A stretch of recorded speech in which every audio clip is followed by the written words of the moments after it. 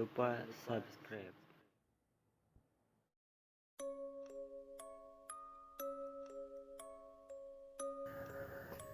Assalamualaikum warahmatullahi wabarakatuh. Selamat malam buat kalian yang melihat atau mendengarkan video di channel ini. Seperti biasa, saya di sini akan menceritakan hal seram dan misteri. Dan untuk cerita malam hari ini, bercinta dengan hantu.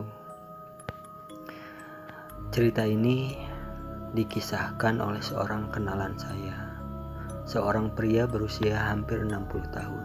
Sebut saja namanya Pak Puspo. Pak Puspo ini sejak muda bekerja pada sebuah penginapan kecil yang lumayan ramai di Jalan Prawirotaman, Yogyakarta. Saya ketemu bapak ini pada tahun 2002. Waktu itu saya bekerja di sebuah rumah sakit sebagai marketing. Tugas saya menjalani kerjasama dengan hotel-hotel dan penginapan yang ada di Jogja. Pak Puspo mengisahkan sebuah cerita yang sangat menggairahkan, namun sekaligus menegangkan. Kejadiannya pada akhir tahun 70-an atau awal 80-an dan terjadi beruntun selama beberapa hari. Waktu itu beliau selain bertugas sebagai resepsionis atau penerima tamu pada siang hari, juga sekaligus menjaga penginapan tersebut. Setiap malam beliau tidur di sebuah kamar di penginapan tersebut yang terletak agak di belakang. Penginapan tersebut dibangun entah tahun berapa karena sudah cukup tua. Pada suatu malam, kira-kira jam 12:30 ketika badan sudah mulai letih, Pak Puspo beranjak ke kamar tidur untuk istirahat. Beliau merebahkan badannya yang penat ke atas kasur yang cukup empuk dan nyaman. Sebentar saja Pak Puspo sudah sangat mengantuk. Karena capeknya, Pak Puspo tidak sempat menutup pintu yang setengah terbuka. Antara sadar dan tidak sadar, Pak Puspo ini melihat sekelebat bayangan perempuan melalui celah pintu. Beliau ingat, tamu perempuan yang menginap di sana berbadan agak gemuk, tapi yang dilihatnya perempuan yang tinggi, semampai dan berambut sampai di atas pinggang. Agak kaget memang, tapi saya tidak terlalu menggubrisnya. Lalu saya lanjutkan tidur saya.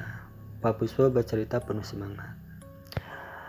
Malam berikutnya Pak Puspo tidur sekitar jam 12 malam karena temannya yang menggantikan jaga di meja resepsionis ini tidak terlalu repot.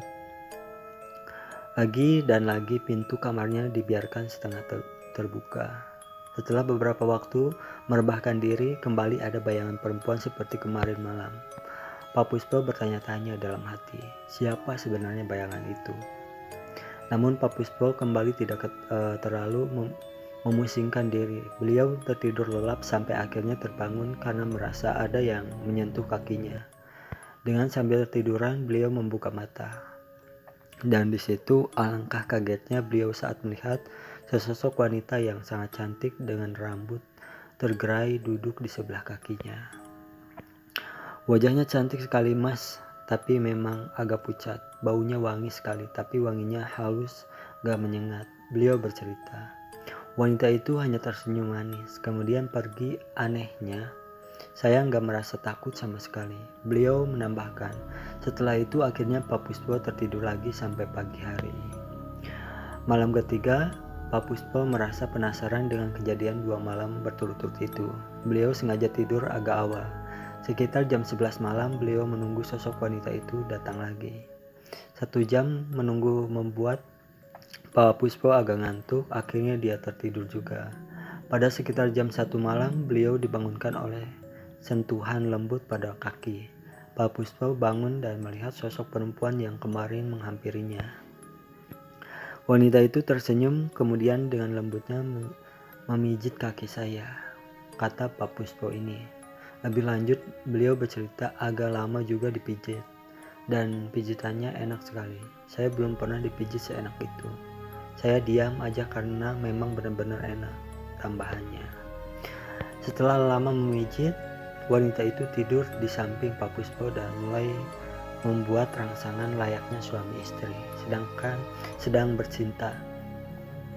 Singkat cerita, Pak Puspo dan sosok wanita itu melakukan hubungan badan.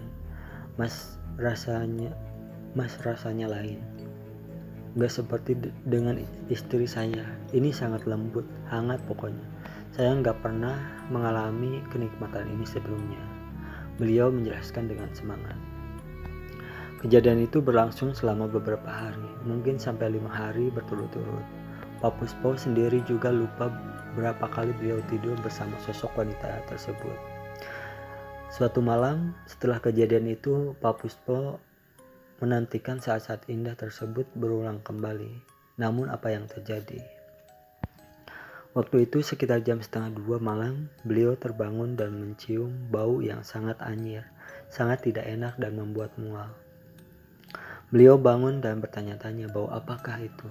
Namun belum sempat terjawab, datang sosok besar hitam berbulu dengan mata merah menyala.